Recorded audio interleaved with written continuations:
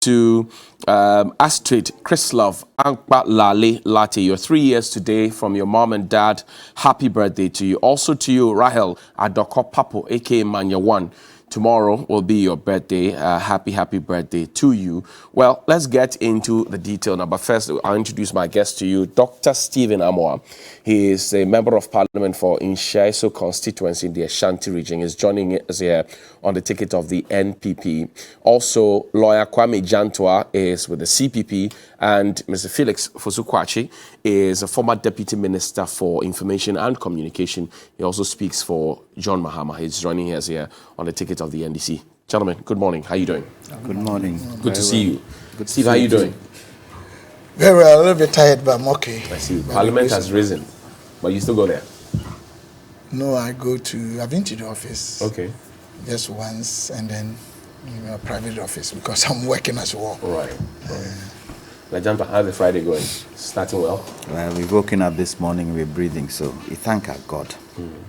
See how best we can put this country together. I think that's the most important thing, right? How we put it together in the midst of the challenges that we face. It's not war, it's a battle. It's a battle. How we put it together is the key. So let's see. Felix? Yeah, Johnny, I'm okay. Of course, within the context of the very terrible economic conditions, I'm not sure there's any Ghanaian who is enthused or happy this morning. But uncharacteristic of me, let me say hello to a friend of mine, Ben. He insists that I say hello to him. So let me just acknowledge him. No. He's called Ben. Ben, okay. Yeah. All right. Great. Yesterday, the Vice President of the Republic spoke. He spoke at a TESCON event somewhere, Kaswa Millennium City. And we'll begin the conversation first with your initial thoughts. Steve, what were your takeaways from what the Vice President said? Initial thoughts. Okay. Thank you. My regards to our cherished viewers this very morning. I think yesterday was one of the days in my life, particularly. I was very happy because of the presentation that was made to me. A lot of stakeholder individuals and groups had raised a number of questions. And it was very important that those questions had to be answered. And yesterday, I think that was done, except those who have already taken a trained position and prejudicial positions that even if you say John 3:16, for the Lord so loved the world that he gave us his only begotten son, that whoever believes in him will not perish but have everlasting life, that person will still insult you. You know, we have people like that in Ghana. It could be against NDC, MPP, individual. But apart from that, I think any honest, God-fearing person, I'm not saying everything was 100%. Of course, people will have their opinion, candid opinions, I mean, dimensions to what he said. But from what we took over, because we have been criticized by His Excellency, former President, respectfully, because when he speaks, it holds volumes. He's not even like me, on top of our social stratification, that for 40 years now, no leader has ever mismanaged the economy like that. So there was the necessity for us to do that reference point analysis for people to know where we picked the economy from and where we got to before COVID. And even with the COVID, some of the parameters that are still better than we took over. And also accepting the fact that, yes, there's crisis. And yes, some of the even economic parameters that are challenging, you cannot blame the government unless you want to do politics. Because the same thing are happening on the continent and on the globe. And even giving hope to us. And the steps government has taken to ensure that we mitigate the impact on Ghanaians in terms of our standard of living. So yesterday, in summary, I think it was fantastic. Fantastic. But of course, people also have their dimensions. I hear you. Felix, was it fantastic for you too? I mean, to be honest with you, it was a complete waste of everybody's time. You know what? There's no dispute that this is the worst economic situation we have been in the last 30 years, or at least since the start of the Fourth Republic. There's no dispute about it. we have unprecedented hardships. The level of anxiety and pain and suffering out there is palpable. You can cut it with a knife. There's no dispute about it. So the evidence of the economic downturn and catastrophe is glaring. Everybody sees it. The numbers, the base upon which you assess the health of an economy, shows that we are in terrible crisis. Our public debt, as of the end of the first quarter, and because of the depreciation in the currency, has reached 400 billion Ghana cedis. The depreciation of the currency alone has added 30 billion Ghana cedis without additional borrowing. Our debt to GDP ratio now is 85%. Indeed, we estimate that by the end of this year to be 90%. This is the highest in our history. The 400 billion also is the highest debt we've had. Our budget deficit by 2020 was the biggest we have ever recorded, 15.7%. Last year, it was 12.1%, bigger than what they inherited, which was 6.1% in 2016. Today, our currency is deemed to be the worst performing in the world after the Russian ruble, which has come under attack because of artificial sanctions. Otherwise, ours would be the worst in the world. In the first quarter of this year, some estimates indicate that it has depreciated by 20%. In the whole of 2015, where we had our worst depreciation, it was 14.5%. Today, we have the worst credit ratings in 20 years.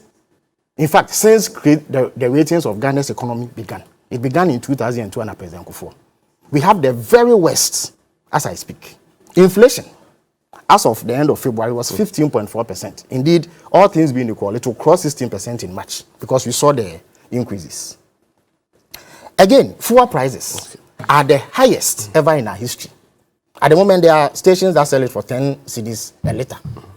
Some to 9.9, 9.8, depending on where you buy it. As I speak to you, we are drowning in taxes. This government has introduced 23 different taxes. And yesterday, it was amusing to watch Baumia, who condemned taxation in the past, have to mention taxes that his government has imposed. And those that have been taken off. If you take off a handful of taxes and you impose dozens of them, you've done nothing. You cannot purport to hate taxes, for which reason you take them off, and then you impose 23 more. Did we go or did we come, as we say in local parlance? Okay. But you see... Initial comments. But you see, yes. So because of this, Baumia, who had postured in the past as the possessor of all knowledge in economic management and was running around disparaging the NDC government and was indicating that he wielded a magic wand and could turn around our fortunes, fled the economic discourse piece for several months when the economy went into a tailspin. He fled. He reached for the next rat hole. He could not be found on matters of the economy. I hear you. So he came under extreme bashing. He came under intense public criticism. And he realized that if he doesn't speak, his political career will be over. Because the catastrophe that people are living today is diametrically opposite to what he promised. So he came out. But I was expecting that at the very least... We'll come to your expectations. So let me conclude. I was expecting that at the very least, he would make the necessary admissions and concessions. But he did. He didn't. You Talked see, about the fact that times are hard. Look, he was bold enough to peddle an outrageous untruth that things are better today than they were in 2016. And I will prove it when you come back. I hear you. Let me bring and then, of course, he made a litany of excuses for why we are here. Let me bring Lawyer Janto in. Counsel, what are your initial thoughts flowing from yesterday? Good morning to our viewers. Morning, sir. We cannot continue to divide ourselves with regards to our political stance. We're in a situation where everybody is feeling the pinch. And yesterday I felt that a lot of the things the Vice President intimated weren't new things. We knew exactly where the economy was. We knew exactly the petrol prices. We knew exactly what people were going through. Look, Johnny... But to the extent that people who spoke before him had slightly denied it, and he said, well, this is the reality. I don't want even to start to go what the people who spoke before him said. I don't even go there, because if I go there, we won't finish this program. But you know, There has been a survey out, and it indicates that the economic analysis projected for Africa's growth will soften, remain robust in 2022. Some countries would benefit from the Russian-Ukraine war, while others continue to weigh down by impact of raging drought. And this is what refers to as debt repayments and regional tensions. Luckily, we don't have regional tensions, but yes, within the West African sub-region, we have regional tensions that can impact on us. But debt repayments, that's where the challenge is. And the debt repayment goes with the strength of the cedi. That's where the challenge is. You didn't get a hope that... Vice President Baumia indicated yesterday, the economy is what you feel in your pocket. Which is the truth. And for me, if the economy is what you feel in your pocket, the domestic economy is where the importance is. Yes, we would have pressure from international, but the domestic economy. So I asked myself, with all the data that the Vice President gave, when he started his presentation, he referred to certain markets. Right. And I asked myself, take those data to the markets and try and explain to the market women and see what the reaction would be. The people on the ground. The people on the ground. You see, with the challenges we have, agroniform, and I was hoping that it would build confidence, and that's the challenge Ghanaians have. There was a litany of issues, a litany of things that they said they've done, that he enumerated. But do Ghanaians have the confidence that this litany of things would change things around within the duration of time this government has? Or do they even see them? Or do the people understand it better? I was hoping he would come down to brass tacks and speak to us instead of a lot of the data and a lot of the things that he used as examples. Well, the jury is out there, and when I come to the nitty-gritties, I hope I can help understand some of the areas that he pointed out. But for me, yes, the figures speak to itself, but the other things, there's corruption, there's Auditor General's debt. There's so many things that he didn't touch on. So let's see. Well, Steve, I come back to you again. Yep.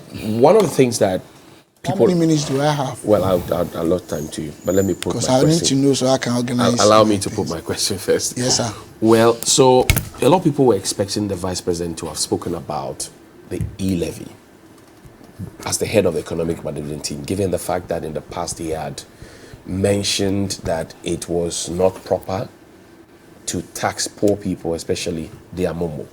Now E-levy is here, which is going to do exactly the same thing. But yesterday, people say he swerved the E-levy. Do we know why? Can we do 5 minutes? For all the discussion, only 5 minutes. No, I'm asking about E-levy. No, E-levy, I can't use 5 minutes to say anything. How many minutes? I think we are discussing the economy that he presented. Right. I don't, in my opinion, I can't discuss something he didn't speak to it, and I wouldn't know why. Okay. If that was the case, if he didn't mention it, I wouldn't know why. Why? How can I know why if he didn't touch it? I don't think, let's be honest with ourselves. I think the economy, there were relevant pieces of information that he put out there that we have to give opportunity to larger population size to also listen to all of us. But to go and talk about something according to you, he didn't talk to. Not according to me, according to the speech and the script. Yeah, but we are discussing his script. Right. So I want to go to that if that will help. Because I can't say why he didn't come here. I cannot. He didn't speak to it. I cannot. So you will not speak to the E-levy question? Can I go ahead? So you will not speak to the E-levy question? But how? So what do you expect me to say? That because of ABC, he didn't speak to it. How can I answer? I hear you. Let me give you 10 minutes. It's 33 now. Let's talk about the figures. The figures that Dr. Baumia put out has been questioned. Inflation figures, they've been questioned. The exchange rate figures, he puts averages and percentages on them. They've all been questioned by And what are the people. alternatives? What are the other figures so that we can cross-check? And who questions them? Well, they've been questioned. I'm sure you've been But listening. he gave references. Under it, you see from Bank of Ghana, from this, all those. Why are people questioning? So the debt to GDP, they will not question. So debt to GDP, they will not question. The same statutory bodies that gave these or churn out these figures are the same statutory bodies that churn out the figures of over 80% debt to GDP. That one we have to accept. Sometimes when I speak, I'm not an angel. I sin, I make mistakes. But people think there is no God. So they can always trivialize anything because of politics. But I want to tell everyone there is God that will judge all of us. Going to the figures. Right. Boss, we don't have only one economic performance parameter to judge a country. That would be palpable force. In the first place, a lot of the economic parameters are better today. We can go to the bank. Please, let's call a banker with all the figures. Interest rate. I operate finance and investment consultancy. I have clients that I handle. Interest rate was over 30%. Now interest rate, we get some 20.5. That is an established fact. It is reduced. How is that affecting the personal I'm economy coming. of people? Let me put you, when he was talking, Right. allow him. Let me also flow. It's affecting ordinary person because a lot of businesses we do in Ghana, we use debt financing, we borrow. So once you borrow, it will affect the market. Probably had it not been that, the hardship we are going through today would have been severer. And that's a fact. 2, policy rate was 25.5. Central bank policy rate. That formed the basis, or that forms the basis. Now it's 17%. GDP is over 4% now, about 4.7. If I'm right, at least it's higher than 3.4 we took over. When T-bills are going up, it is an indicator of the fact that the economy is not doing well. For the same period of that we're having return of about 23.5. Now you get 12, 14. Reserve is now about 4 months, 3 weeks. It's more than, in terms of import cover, far more than we took over.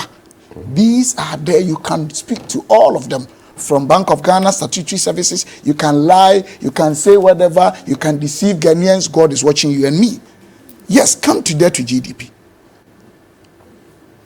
What is happening? You have a situation where about 22 to 24 months of impaired productivity, unless one doesn't understand or wants to display intellectual dishonesty. Markets were shut down, restaurants were shut down, cars were not moving, ships bringing things from outside. Things they charge $2,000, we were charging $12,000. These are facts on the market. For how long? I'm coming, please. Please, I'm it's coming. important that I'm seeking but clarity. impaired productivity went to about 24 months. Even now, there are agencies in Ghana here that instead of 10 people going the whole month, 5 go 2 weeks, others go the following month 2 weeks. These are uncontrollable factors that nobody can blame any government. And once market activities are slowed, once industrial operations are not working because of COVID, your GDP cannot grow. That one, it is a fact. It can never ever grow. Private sector sacked over 40,000 people. Payees, government did not take again. We had about 12 billion revenue shortfalls. So government will be forced to rely on debt financing because there were other necessities and obligations that government had to perform. It doesn't matter how you want to lie about it. Even the deficit we are talking about, between 2013 and 2016, it was averagely 7%. Between 2017 and 19 and early part of 20, it came down to 4.5. Then yes, this time it jumped to 15%. Why?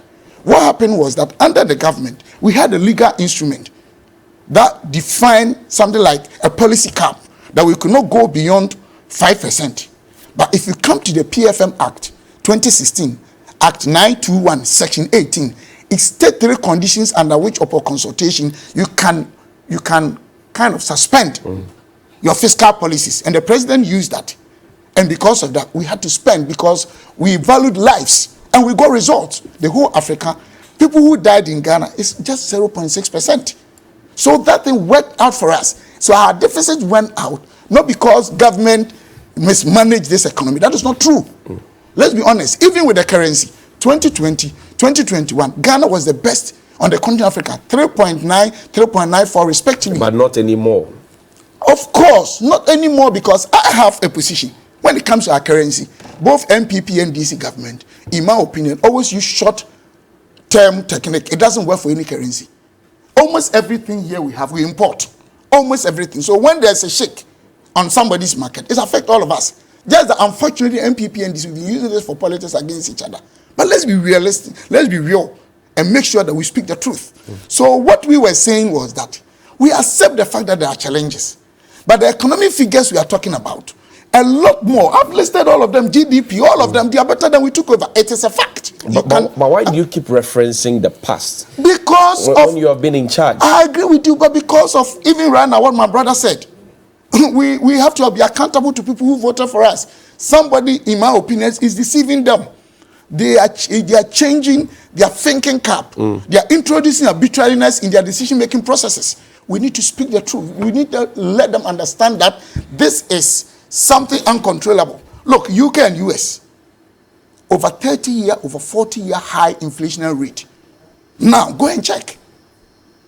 So why are we behaving like we are taking this out of the right context?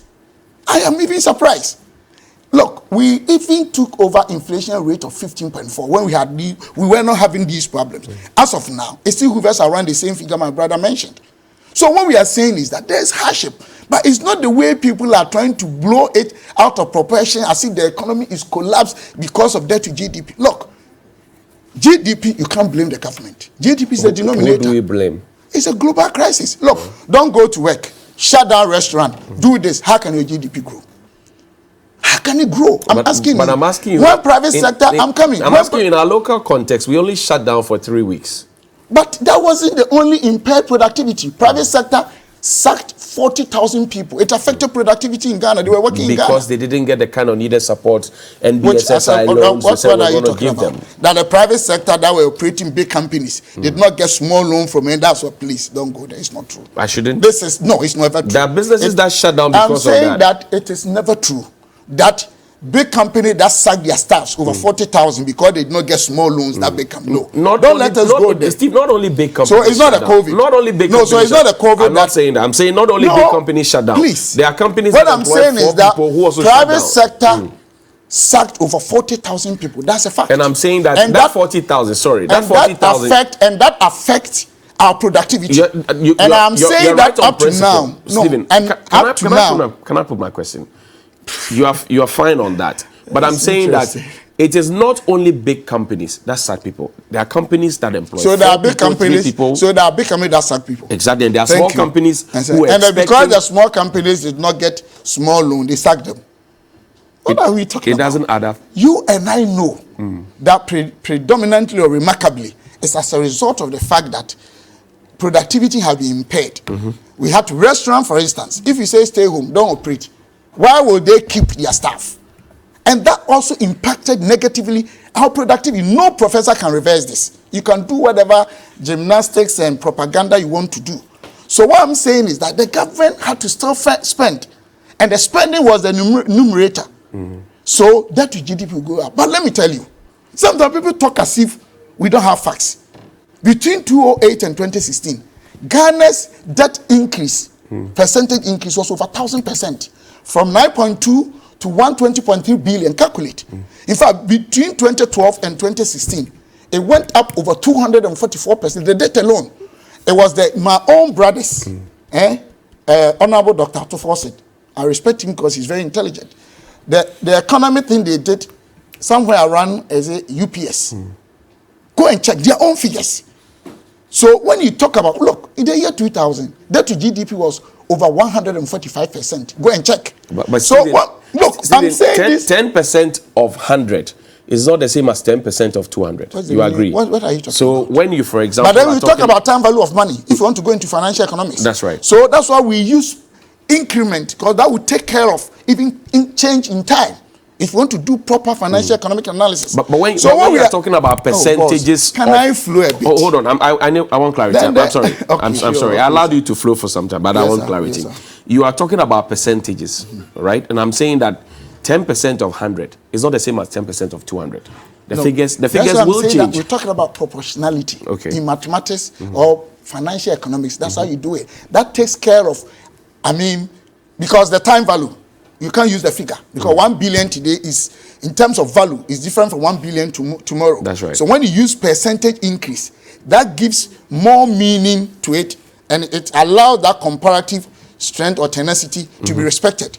But what I'm trying to say is that all these figures are there, and even with the debt, COVID, IPP, and then the banking sector cleanup took about, if my memory serves, about 50 billion.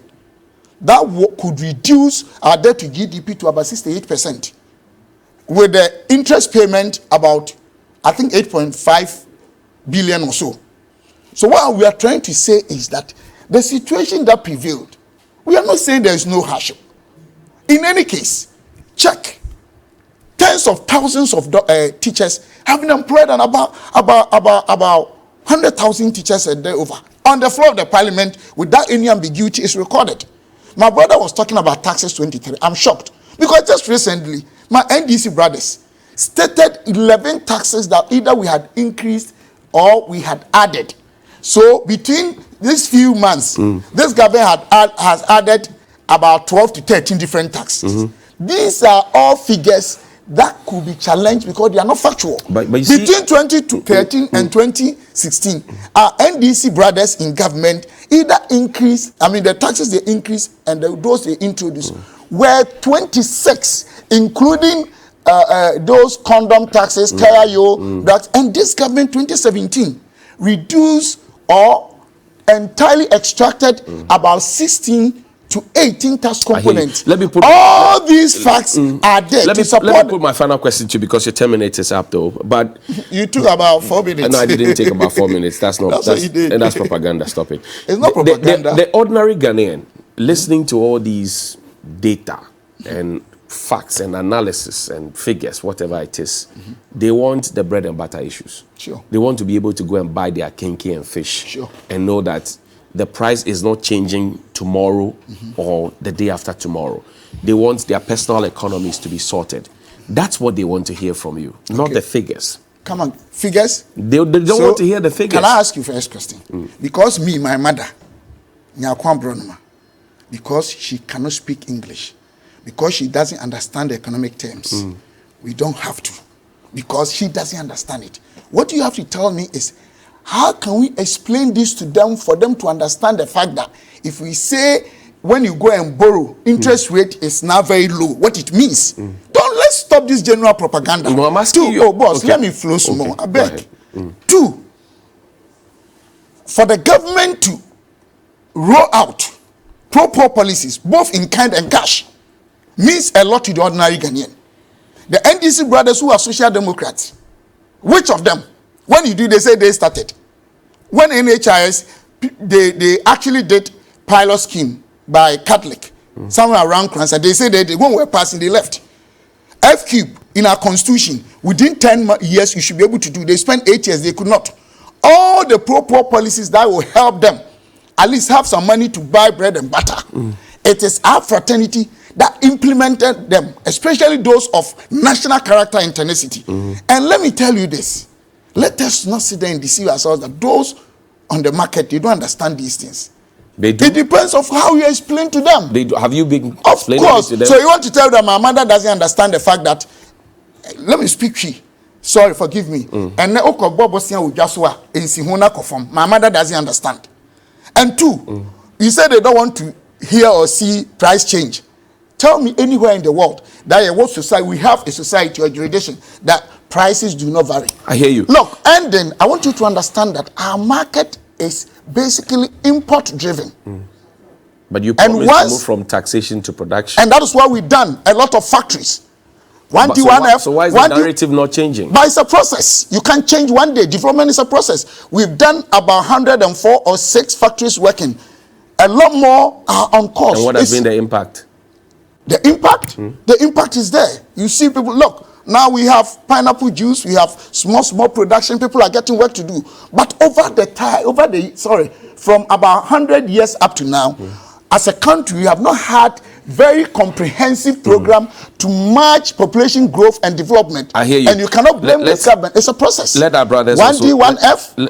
planting for food and jobs. They are all creating jobs. Let our brothers also speak. Factories that we have today, as never before. Probably, I don't know, Kwame Nkrumah's time too, or maybe apart from Kwame Nkrumah's time. If we're talking about Fourth Republic, no government whose leadership or regime we've seen number of factories, springing up like that, and this is a fact. New factories. Yes. All of them. New and expanded ones. Okay. And it's a fact. I hear you. Felix. These are factual issues. He says the figures that you guys are quoting are your own figures, and that, well, you are just corroborating the things that they have said already, the facts and figures that exist, and that you should stop the politics and propaganda. The chief. Please, institutions brought that to GDP. We accepted. So why are we not accepting these ones? I never said they are cooking their stories. No. You mentioned that to forcing UPSA and the rest. They're quoting figures and endorsing. I'm not saying he's quoting wrong figures. I was using his figures to give percentage increase. That's fine. Thank you. Allow him space. Yeah. Johnny, there are 18 macroeconomic indicators that are used in economic analysis. There are a few of them that are totally irrelevant to the discussion we are having. Things like your import cover, interest rates, GDP, are things that you normally don't control. Because import cover simply means that you've had opportunity to export more raw materials and you've borrowed. Sometimes they go, you see, at the beginning of every quarter, every year, they go and borrow $3 billion, come and dump it in the Bank of Ghana and say that they have increased our import cover. You have had 3 oil fields, so it stands to reason that you will export more oil and get more dollars to put in a central bank than the one who had 1 oil field. It doesn't mean that you are exceptional at economic management. So if you want to assess the strength and health of an economy vis-a-vis the performance of those who are managing it, those are not critical. The key indicators, the ones that are having an adverse impact on us, are 2. It is the debt, because that is creating fiscal rigidities for government. They are not able to get sufficient money to do anything when they pay interest and they pay amortization. And then the deficit, which has created a hole in our economy, in our finances, so that they have to borrow to fill it. And as they borrow, the debt increases, the rigidities increase. The exchange rate, that is what impacts on you. That is what is causing fuel prices to go to 10 Ghana cedis a litre. And it's creating all the hardships that we are seeing. And it's increasing inflation to about 16% as we speak. Those are the things that really matter. And it is instructive that they keep on running away from that in order to create the impression that it is those completely irrelevant indicators that we use. But you see, the admission that times are indeed hard. Yeah, but who made the times hard? It is the mismanagement and hopeless incompetence of Bawumia and his team that has led us here. You see, they keep on making excuses. And if you check page 29 of Bawumia's lecture, it sums up a litany of untenable and laughable excuses. He attributes the hardships we are facing to 3 things. That there were financial sector payments of 25 billion. That he has paid excess capacity charges of 17 billion. And that there was COVID expenditure of 19 billion. First of all, the bit about excess capacity charges is a blatant lie. Quote me. Why is that? Told a blatant lie. Why is that? He has not paid 17 billion Ghana cedis in excess capacity charges. Indeed, last year, the finance minister was asked a specific question by Alhaji Alhassan Suhini, member of parliament for Tamale North. How much has he paid in capacity charges over the period of 2017 to 2020, which is the period within which Bawumia says they paid 17 billion. Right. The minister's answer was express, that they had paid what he claims to be capacity charges to 3 entities, AXA, Car Power, and Sen Power. The total amount was $937 million over those 4 years. Even if you were to use the end period 2020 exchange rate for the entire 4 years, the total amount comes to 5 billion Ghana cedis, not 17 billion Ghana cedis. What has actually happened is that ECG is running at least 30% loss. So they are not able to pay for the power they receive from the IPPs. And so government has to make up for the 30% by way of subsidy. And government does not pay, so it has become a debt. And that is what they pay. That is not capacity charge.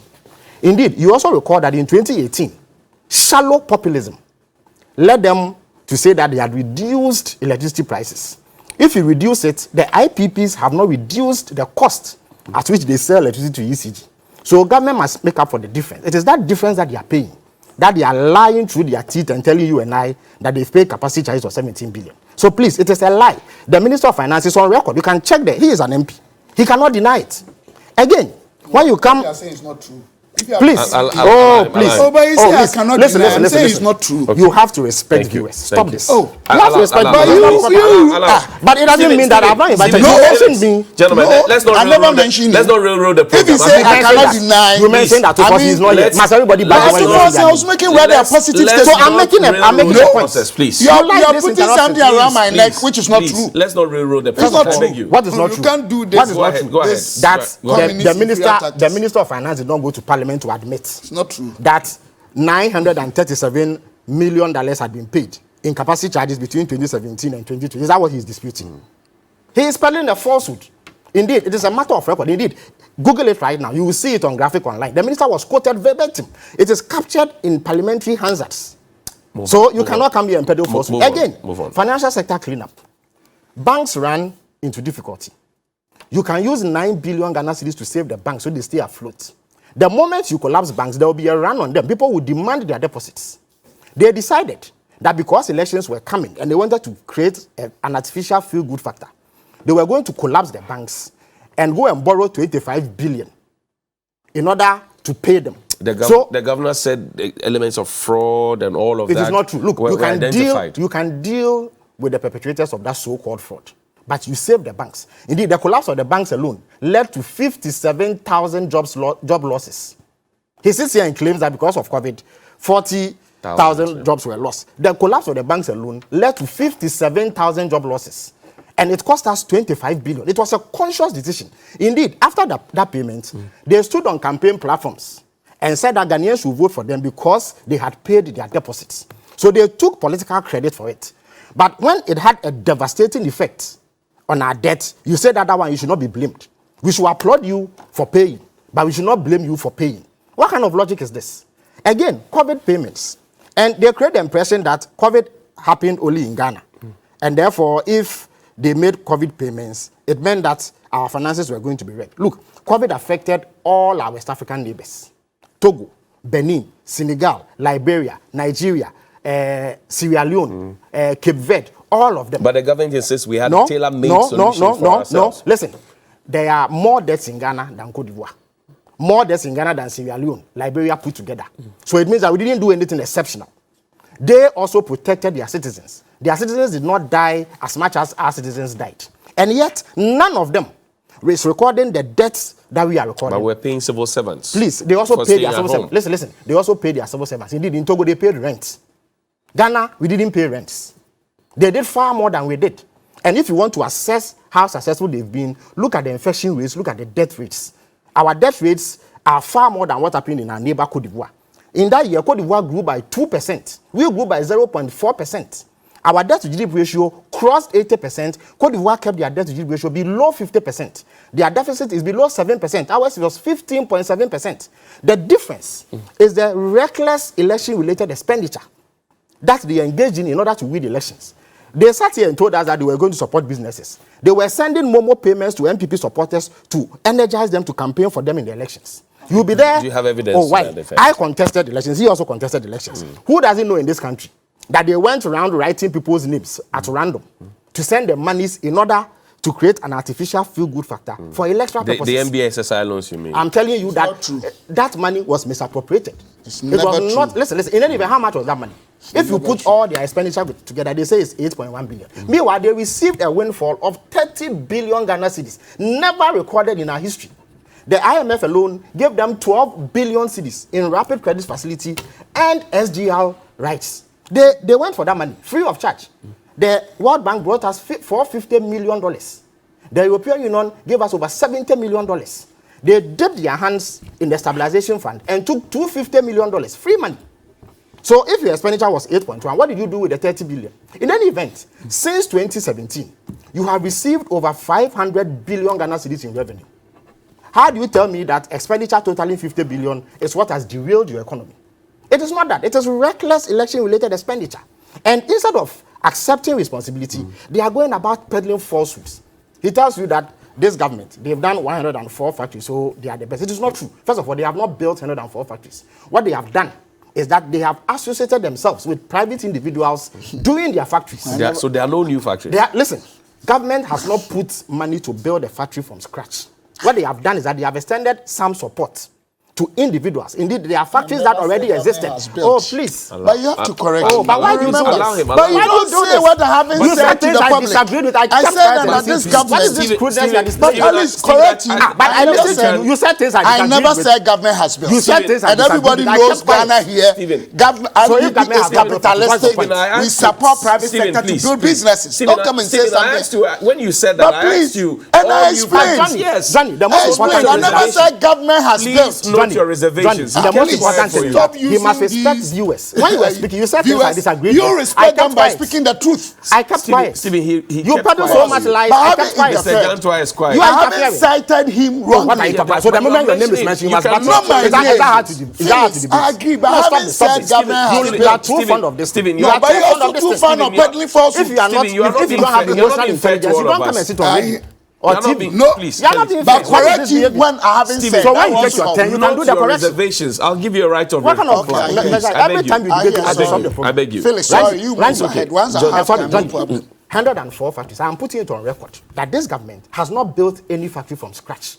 Indeed, we are on record, the NDC government, as building 5 factories from scratch. Which the are these biggest factories? amongst them is the Tuabu gas factory. It cost us $1 billion. This government has not put in $1 to build a factory from scratch. What they have done is to associate with people who are building factories and extend some support. Sometimes it's technical support.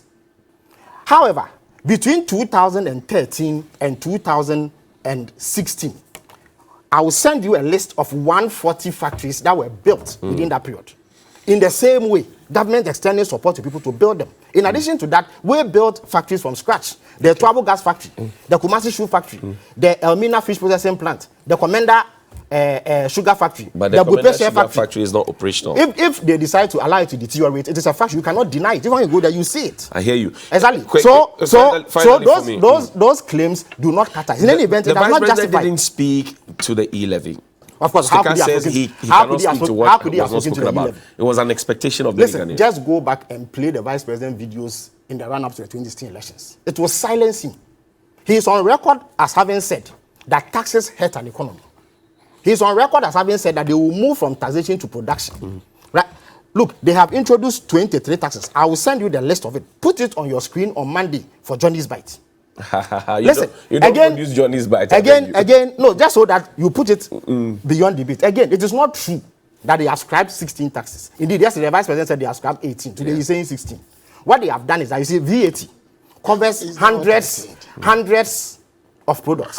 They have removed them on 10 items, including medicines, real estate, and some other items. I hear you. When you take one tax off several items, you don't say you've taken 16 taxes off several items. So, Johnny, this government must accept.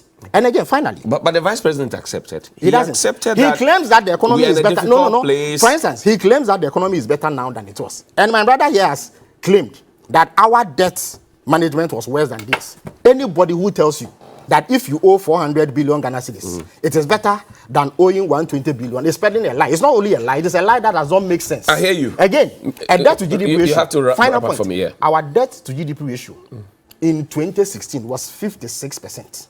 At the end of the first quarter of this year, it's 85%. Anybody who tells you that 85% debt to GDP ratio is better than 56% is lying. Time value of money. It is not true. Even if you do the time value of money, the two cannot be the same in any way. Finally, what is the You have effect said of that finally debt? 3 Yes, times, I beg, finally. What is the effect of this debt? In 2010, the total 2016, I beg your pardon, the total amount of money we used to service our debt was 10 billion. Today, it is 50 billion, 500 percentage points increase. And when they pay that, they cannot do anything. That is the reason why they cannot pay contractors. They owe contractors over 10 billion. I hear you. They owe capitation grant for about 2 terms. They owe school feeding people.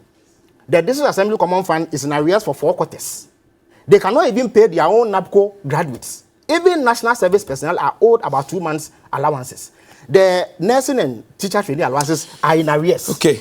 Indeed, textbooks have not been printed and distributed to schools okay. for 3 years. Thank you. Anybody who tells you that this situation is better than they inherited is peddling their lie. I hear you. Like Jantua, I'm sure you have heard the NDC and the MPP. What do you say? It's breathless, isn't it? Yes. It's very breathless.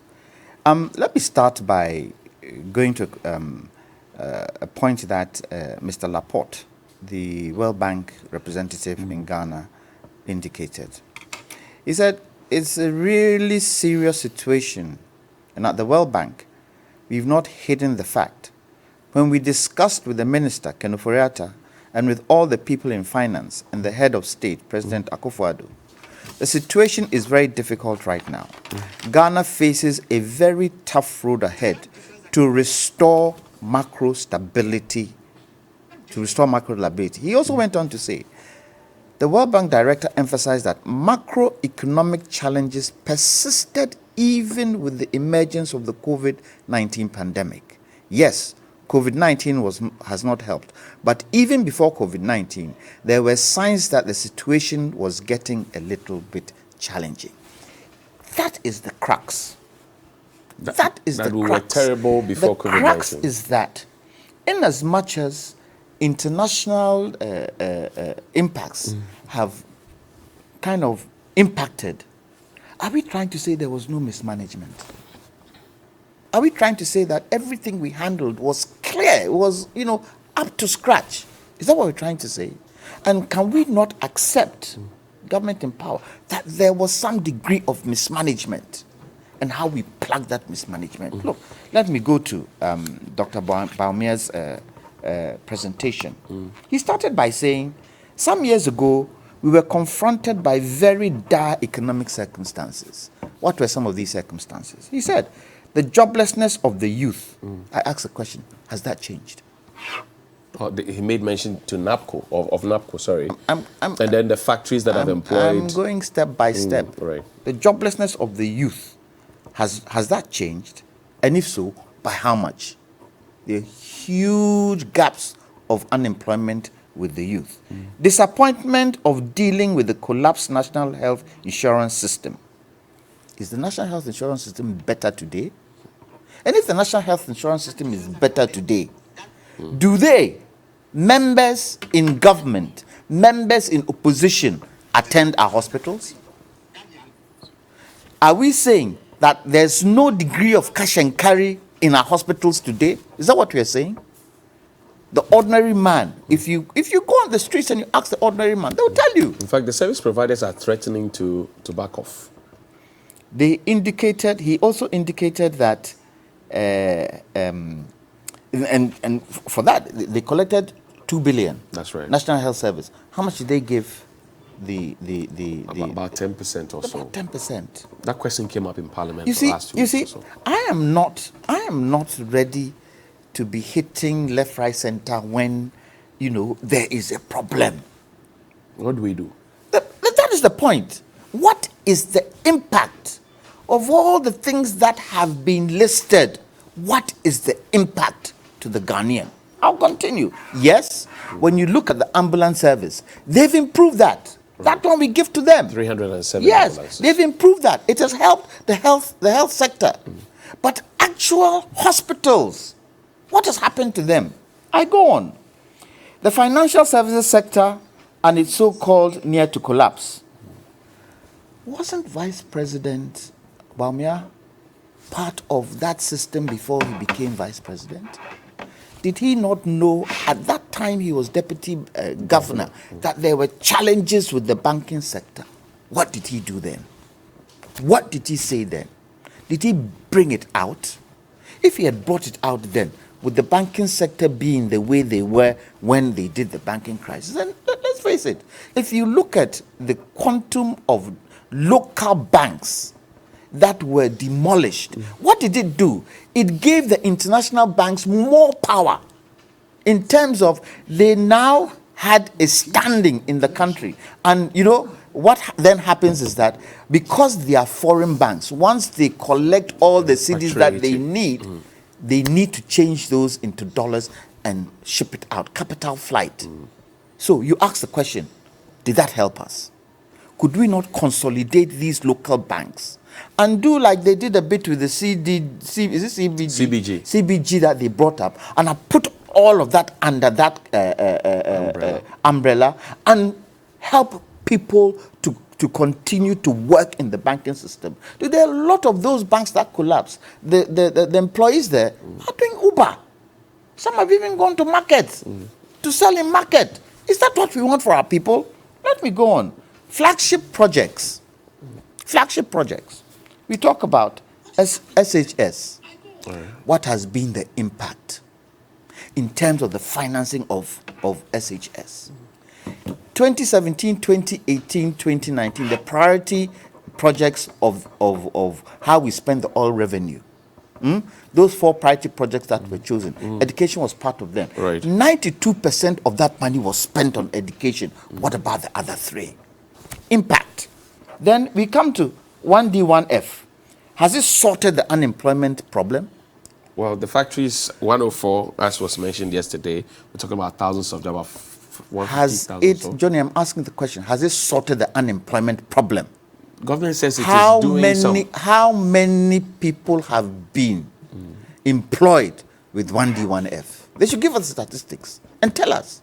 75% of unemployed people are now working in the factories.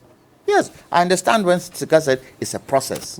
But they are making it look as if the 1D1F factories that they are talking about has absorbed quite a lot of people. And it is not so. It is not so. Even with entrepreneurship that they are trying to pull now, you think entrepreneurship is easy? Talk to a lot of these big businesses abroad. Ask them, how many times did you try and how many times did you fail? And in Ghana, because of the city dynamics, once you drop down, once you fail, getting up is very difficult because you don't have access to finance. Then we come to NAPCO. What has the impact of NAPCO been when we are even struggling to pay them? I would have thought that with the car, and this government probably has tried with bringing international companies in to manufacture vehicles. But wouldn't you have thought that before these companies came in, we would have had an agreement with them that we have a huge unemployment gap with our youth. We expect you, in fact, we demand you that you hire ex quantum of our youth in your factories. Was that done? These car companies that have come in, would they not contribute to the depreciation of the city in terms of exchanging dollars out? So let me conclude by saying, one of the major things we need to look at today, and I'm looking for solutions. I'm not looking for banter. I'm looking for solutions. One of the major things that if we don't look at today is the city. The city. Borrowing. We cannot continue to borrow and we cannot continue to deplete our reserves. Because, you know, if we keep shoring up the city with the reserves we have, what happens? We deplete the reserves, and for a reason that we don't want to do, we will be heading for that. But then the government says, look, we're moving towards production, which is why we bring in all these vehicle assembling plants, we're bringing these factories, so that we can be self-sufficient internally. Let me ask the question. How much of local goods will these factories use? How much of local goods? How much local goods will these car factories use? For instance, in Nkrumah time, we set up a coconut oil factory. Don't we have coconuts all around the country? Don't we see young people selling coconuts around the street? Those are the type of things we need today to absorb some of the local things we have here into factories, into added value. Why are we still exporting? And the president has said it, but no action has been taken. The president has asked the question, why do we continue to export cocoa beans? Should we not add value to it? The mining industry, why do we continue to export bullion? Should we not process gold here? Recently, we heard the Bank of Ghana indicate that they have started buying Dory bars. That's right. Why shouldn't we produce the gold here, which will shore us up? These are some of the things we should be looking at. Well, the Vice President yesterday said that measures are now being put in place. For example, he talks about the pay cuts of the executive, talks about the fact that government is cutting down expenditure, talks about the fact that now we're trying to hold ourselves together and rake everything in. So let's keep hope alive. Let's come to the center and let's win together. After 5 years. Better late than never. It's not the question. This is a country you're working with. This is a country you're working with. I would have liked it, E-levy, if we started it 2016, 2017. We would have been able to flesh it out better than doing it now. And yes, the Vice President had nothing to say with E-levy because of his previous comments. Ideally, even if he had come with this presentation and even apologized to Ghanaians that yes, this is what I said. However, things have overtaken us. So we've had to bring E-levy in. It would have been better, wouldn't it? But he's absolutely zilch about it. What does that say? What does that tell the ordinary Ghanaian? That you are not in sync with your government that has brought it in? Is that what you're telling us? You're not in sync with it? Look, we need to find solutions. This badgering left, right, center is not going to help us because what happens? The ordinary man is caught in the middle. I see. Corruption, he also mentioned it, but not in full detail. He mentioned it as one of the many questions that he has heard Ghanaians ask over and over again. Questions about the economy, cost of living, all of those ones. And then he mentioned corruption. But on the streets, people say, well, he didn't speak to it deeply as he had done to other sectors of the nation. You see, the other thing he didn't speak to was the Auditor General's report. And both governments tend to ignore it when it comes up. But that is significant. That is significant. 12.8 billion in a year, 2020, lost. So many attributes to it. The government says there are some that are recoverable. Whatever the case is, speak to it. It's an opportunity. You have the platform. Speak to it. And he started by being truthful. I didn't like the situation where he was comparing. That's not what we're looking for. What the NDC did, they did. They passed and gone. You've come. You've taken over. Tell us exactly what you're trying to do. But then the past will have an impact on the future, wouldn't it? What the NDC did in the past will have ripple effects on what's happening now. And it is up to you to sort it. And your solutions is what we are looking for. Do you see that happening? Well, look.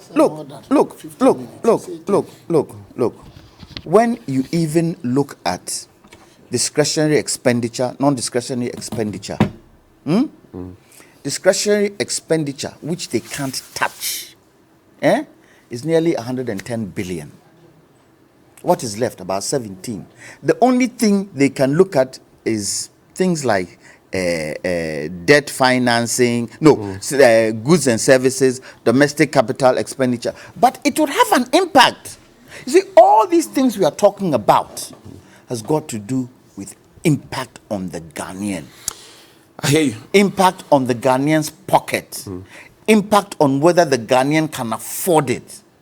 And this is where, and I'll end by this is where I felt during the president's SONA address. He could have said to us, yes, I hear the cry. I hear the cry.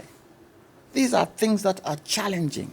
However, because of the pressure that Ghanaians are feeling, we are prepared to look at E-levy again. We are prepared to look at how we do the percentage. We've put it at 1.5. Okay, let's do it till end of the year and see what comes out of it. And look at how we can increase it or not increase. Because the E-levy estimated figures.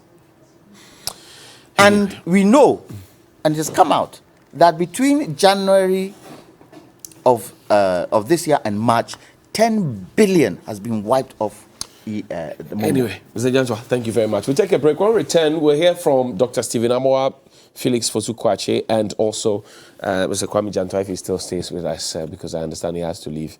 We'll see you after the break.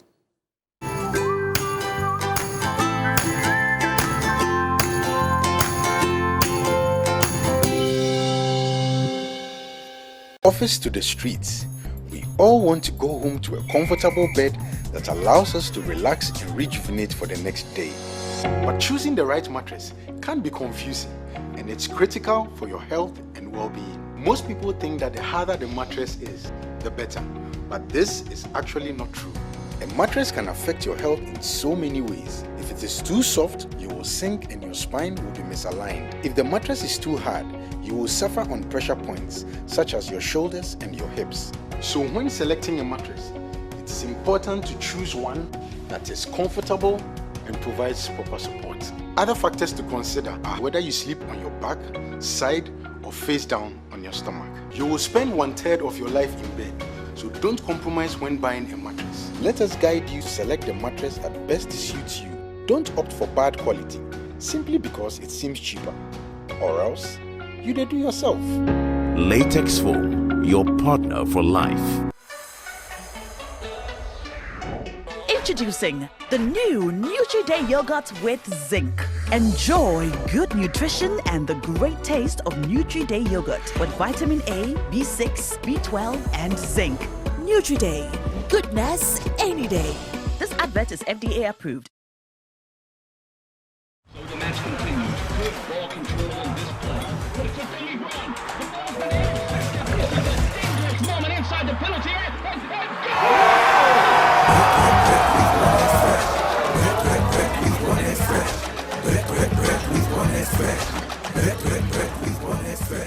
This advertisement has been vetted and approved by the Gaming Commission of Ghana.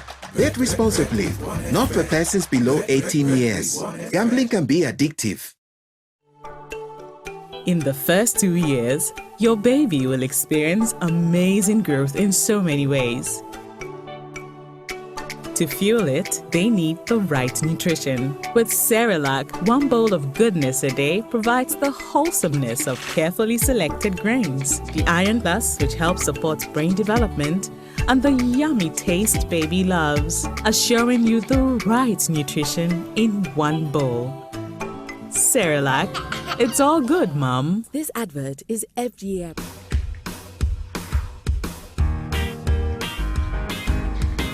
Junior, let's play riddle. Riddle. What was milky but is now milkier? Milkier. And yet even more in the pack. And they're your favorite. Pack biscuits. More milkiness in every bite. And more biscuits in every pack. Pack biscuits. Pack up your day more. This advert is FDA approved. Looking for great entertainment? Look no further than GoTV. With GoTV, you get movie series and telenovelas from around the world. Football for even the most discerning fans. Fantastic kids channels. International favorites. Too nice. And local shows that'll make you feel right at home. That's why we are here. Get a Go Coder and 1 month of GoTV Plus for just 89 Ghana cedis and be where great stories live. GoTV, love it.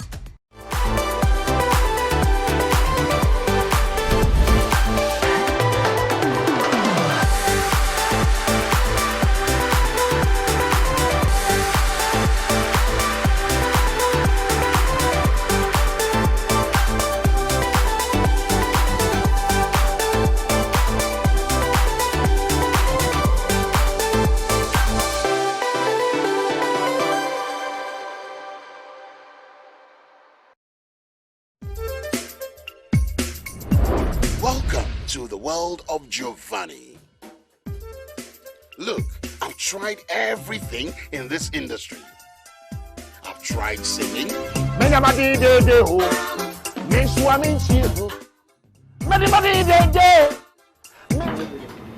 on. I actually tried dancing.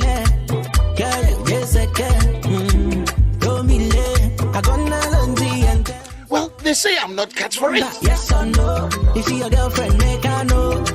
Finally! This is where we belong. And our Jack. No.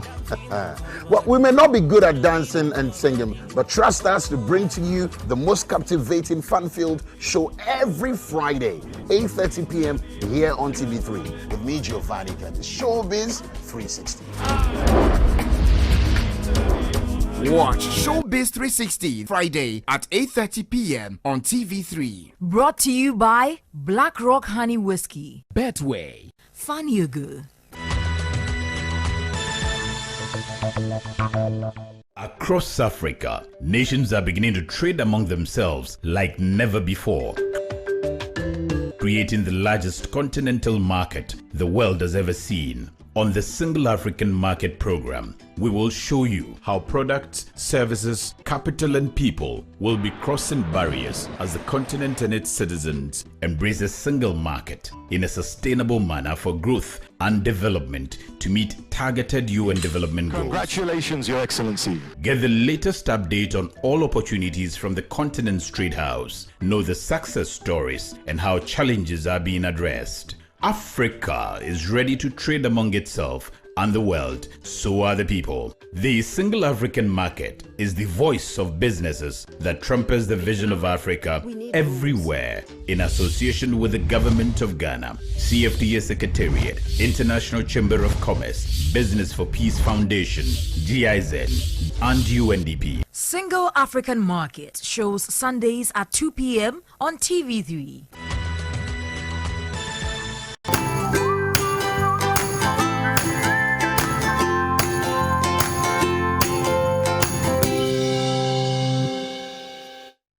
Welcome back to TV3Newday, and thank you very much indeed for your time. My guest in studio, Dr. Stephen Amor, MP for Inshaeso. Also, lawyer Kwame Jantwa speaks for he's with the CPP, and Felix Fosukwach is a former communications deputy minister, and also he's a spokesperson for His Excellency John Dramani Mahama. Steve, before the break, Felix and Mr. Jantwa had made some comments. They were asking for the big solutions. I've just chanced upon this. The taxes we pay, tax stamps, communication service tax, petroleum levies, VAT 12.5%, VAT NHIL 2.5%, flat rate 3%, VAT get fund 2.5%, corporate tax, pay, tax rent, vehicle income tax, tax stamp, capital gains tax, gift tax, import duty. Now, question is, we're getting all these monies. And how is it being used for the benefit of the people? That's the question. We're getting all these monies, yes, but how is it being used for the benefit of the people? Thank you very much. If you ask me how it's being used, I'll be very much surprised. Why? Surprised because so we don't see anything we are doing in Ghana here. All the construction works, we don't see anything. All the social intervention policies, we don't see anything. Every constituency having an ambulance, we don't see anything. All those things we don't see anything, nothing. The digitization era that we are going through, where passport office was just getting a little over 1 million a year, and now getting about 50 to about 56 million. We are not seeing anything. It's very interesting. I'm even surprised. Let me tell you, if you care to know, even effective tax rate in Ghana here is negative.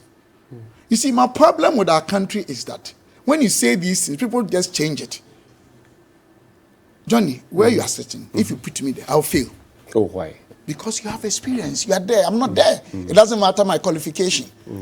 People should stop displaying their ego trips and unconscious incompetence and stay within jurisdictions that they know, understand, and they are honest with Ghanaians. I'm not saying my senior brother or Felix here, no, but Ghana in general. People like going into areas they themselves don't even understand. And that is why, how can somebody say, oh, the taxes?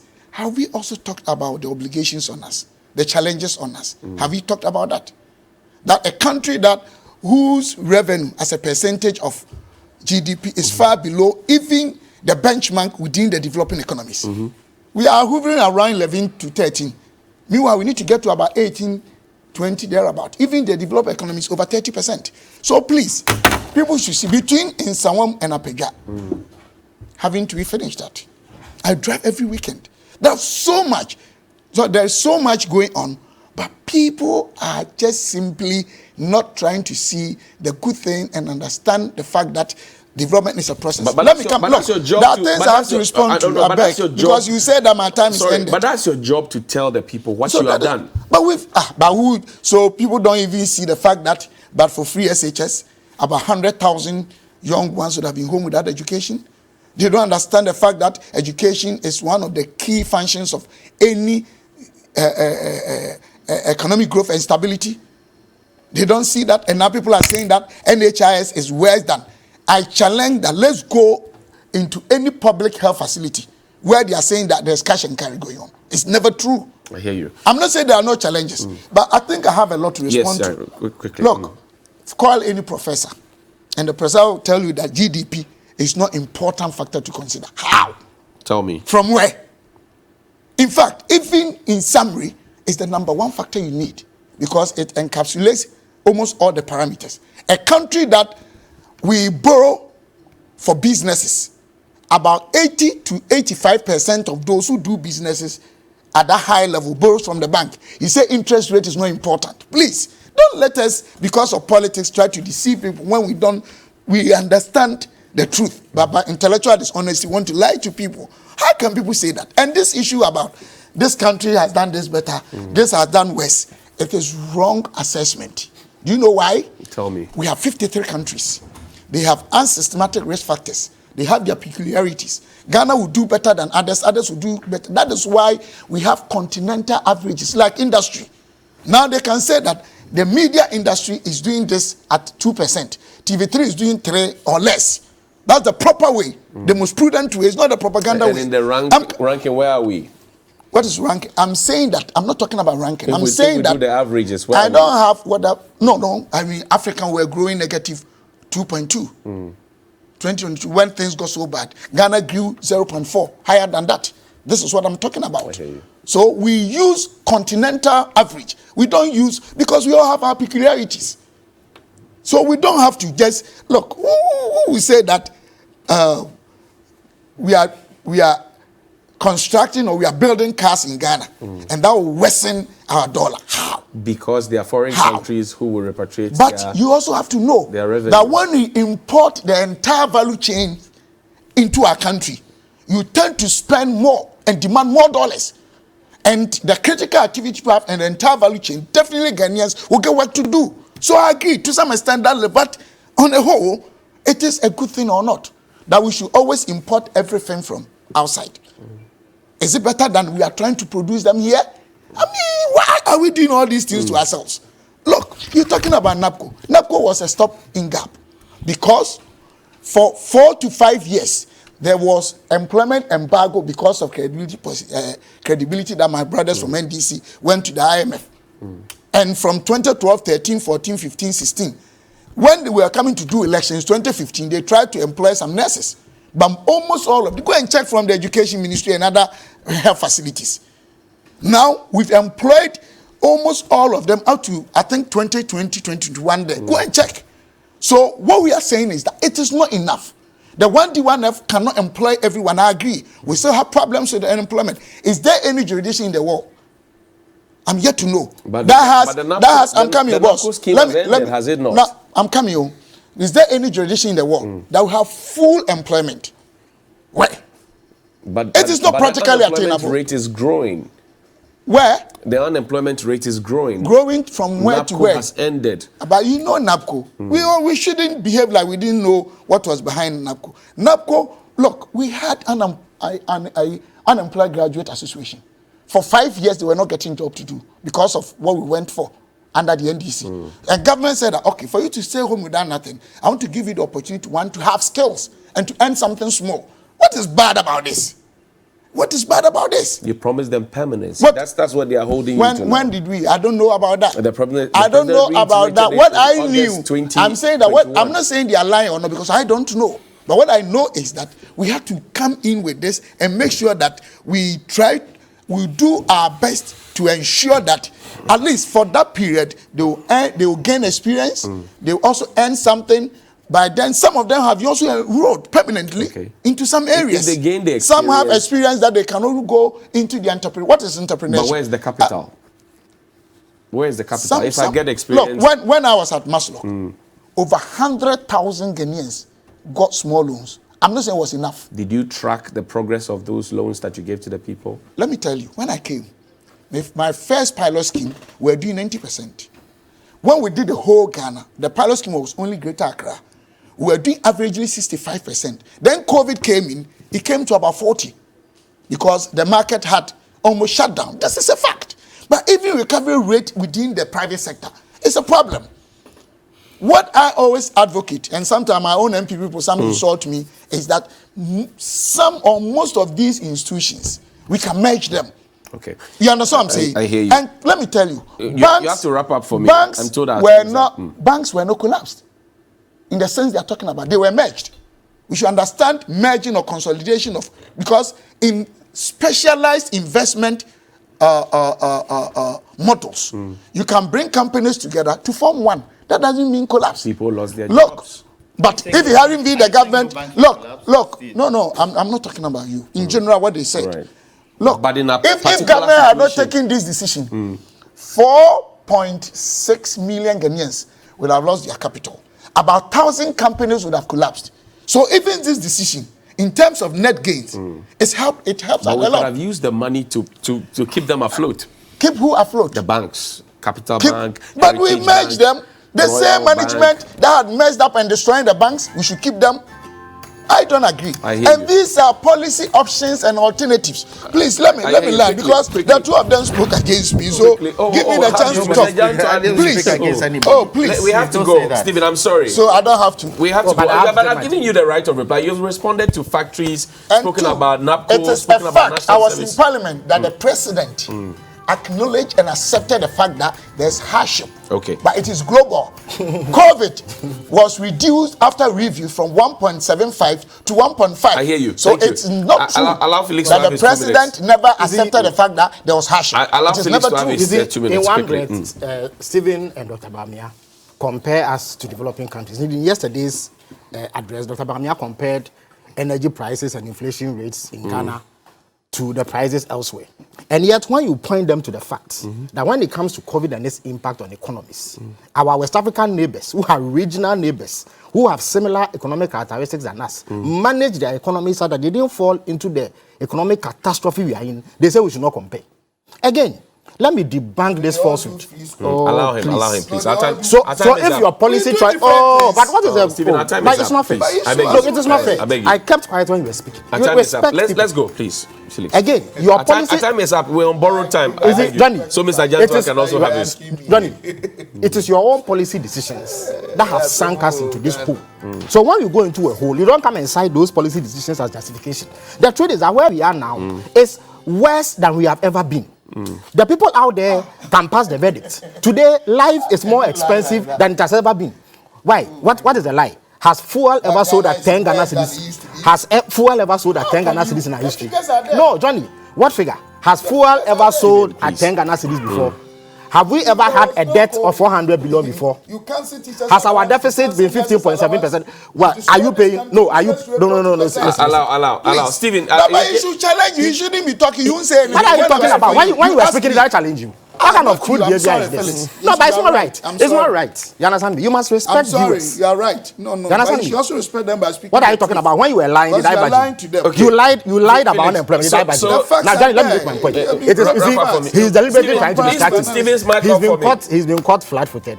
So he doesn't want me to talk. Me and you. He doesn't want me to talk. Me that I've given. What have you given? You won't even keep quiet for me to talk. We have to go. You see, Johnny, We have to go. Johnny, let me put it on record. You see, Finally. when you bring a guest here, you should be able to control the figure, the person. I kept quiet when he was speaking. Right. You must show respect to viewers and your colleague panelists. You understand me? You can't continue this behavior every day. Thank you. Why are you the ones who determine to? The lies we were telling about employment. Did I budget? Stephen, it's okay. It is a sign of I'm sure loss. that You've lost the debate, so you budget. Everybody keeps quiet. Of course, but why? I'm sure that it's only fair that you also keep Exactly. quiet. He doesn't want me to speak because I will expose him. You also ask him questions. What are you talking about? Are you the ones who tell me how to It's think? only fair that you keep quiet so It's fair that the same way you must ask add him good questions, you ask him good the time questions. to happen because it's only fair that we get the similar. First of all, let me We dismiss. have Let to me go. dismiss. I've been counted You down see, so many times. Let me dismiss this lie about unemployment fees. He should check his own what do you call it? Finance minister's budget statement between 2017 to 2020. You will find that the public sector workforce increased by 220,000. Where did they come from if we put a freeze on employment? I hear you. Thank you. Mr. Jantua, you have the final word. So the IMF thing was not true. Allow Mr. Jantua, please. Allow Mr. Jantua, please. Johnny, yes, sir. Just one question. If both are telling lies, who's speaking the truth? The truth is of God. If both are telling lies, who is speaking the truth? You are anti-government. No. Listen. Don't behave like Listen. You're doing that again. Listen, Stephen. You don't have to do that again. One thing, Stephen. He's so deliberately Stephen, you're not being fair. Everybody leaves you to make your point. No, but everybody. But he has barely spoken and you are interrupting. They start speaking and you interrupt. It's not fair. It's not fair. It's not fair. They barely have spoken, but they barely have spoken. They barely have spoken, and you start your propaganda already. That I don't ask them questions. If they have not spoken, how do I ask them questions? Only one, and they will speak but like 5 minutes. how do I? But you, when I ask you questions, you say you want to flow. When I open my mouth, please allow Mr. Jantua. Let's maintain some decorum. Stephen, one thing you should know is that you are government. Whatever you do, the pressure will be on you. The questions will come to you. About constructive what are you saying? Ghanaians are not putting constructive pressure? No.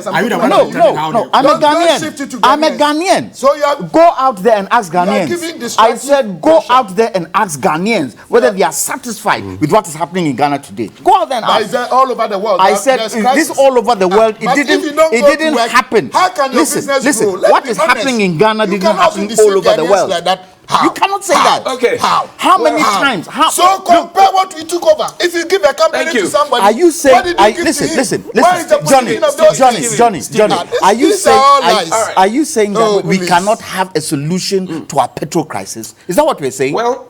Like Jantua has asked a question. He was here on the ticket of the CPP. Mr. Felix Fuzukwachi is a former Deputy Minister for Communications and Information. He is also a spokesperson for H.E. John Dramani Mahama. And Dr. Stephen Amoah is MP for Nshia, who was here on the ticket of the NPP. Happy birthday in advance to Rahel Adoko Papo, a.k.a. Manyawan. And also happy birthday to Jelisa Wesley Azuma.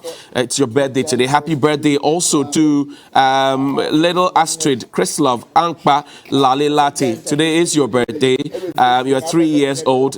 To Edwin Elikem Amenyau, it's your birthday today. Happy birthday to Chief Supremo from Southton constituency. Happy birthday to you. Also, happy birthday to Leticia Lolonyo Brampa.